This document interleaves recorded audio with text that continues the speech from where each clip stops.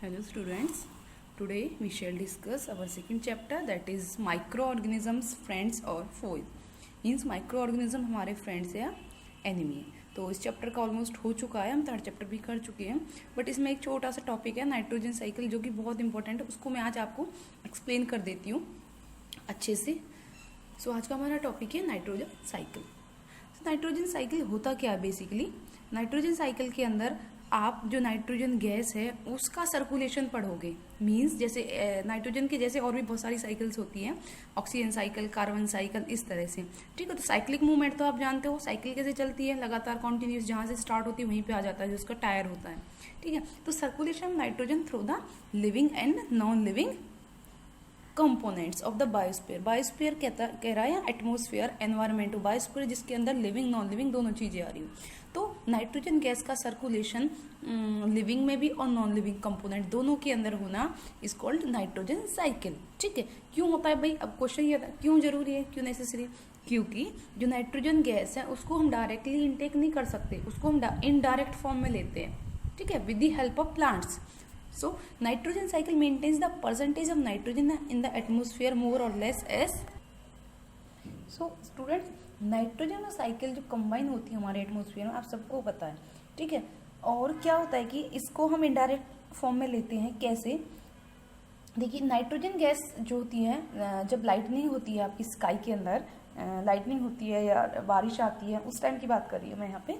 तो क्या होता है उस टाइम में कि नाइट्रोजन गैस के ऑक्साइड्स बनते हैं, नाइट्रोजन ऑक्साइड्स बनते हैं. अब यहाँ पे मैं आपको थोड़ा सा बताती हूँ ना साइकिल के थ्रू.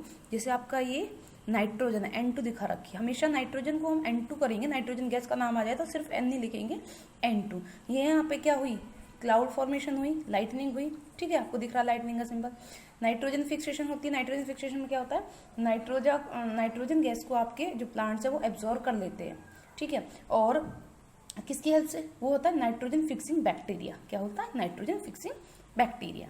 अमोनिफिकेशन भी होता है, अमोनिया की फॉर्म में कन्वर्ट होता है, किसकी हेल्प से, बैक्टीरियाज की हेल्प से.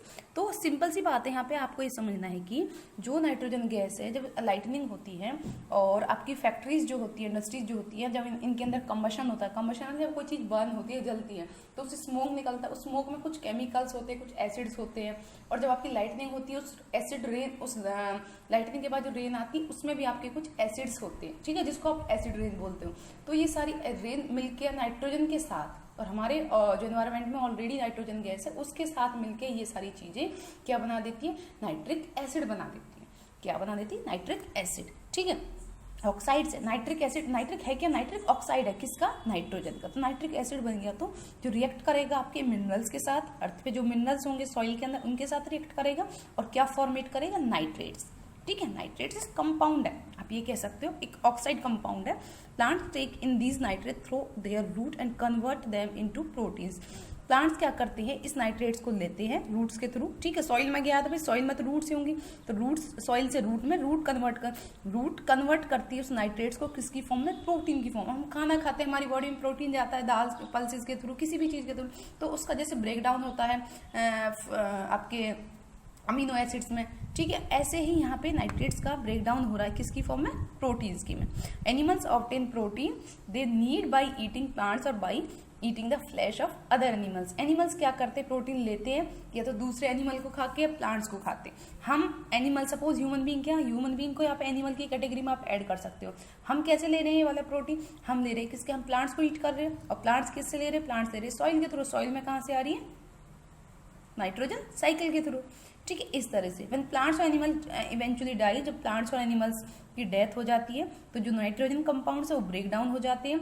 क्या देते हैं, अमोनिया बन जाते हैं बॉडी में. जब उनकी जो बॉडी होती है जब मिक्सअप हो जाती है सॉइल के साथ तो अमोनिया देते हैं. इस प्रोसेस को हम बोलते हैं अमोनिफिकेशन. एक नाइट्रीफाइंग नाम का बैक्टीरिया होता है, नाइट्रीफाइंग बैक्टीरिया, जो क्या करता है, अमोनिया को कन्वर्ट कर देता है नाइट्रेट्स की फॉर्म में. जब डिकम्पोजिशन होता है ना आपके इन सारी चीज़ों का, बॉडी हो या किसी की डेड बॉडी हो या किसी प्लांट की, एनिमल की, तो जब वो डिकम्पोज होती है बहुत सारी फॉर्म में वो ब्रेक डाउन होती है, तो कन्वर्ट करता है अमोनिया को नाइट्रेट्स में.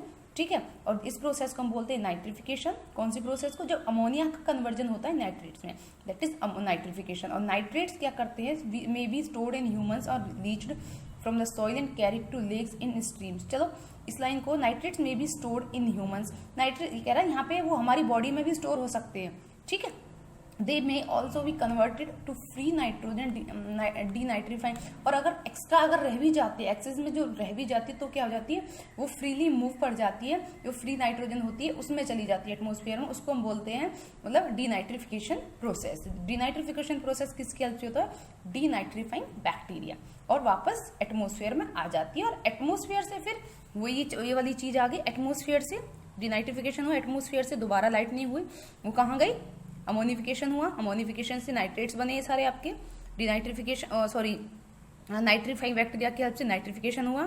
देन एसिमिलेशन, एसिमिलेशन का मतलब होता है यूटिलाइज करना, इसको यहाँ पे NO3 को यूटिलाइज किया है, जो आपका नाइट्रोजन है वो NO3 की फॉर्म में आके अब उसका यूटिलाइजेशन हो गया है, ठीक, उसको इनटेक कर लिया गया।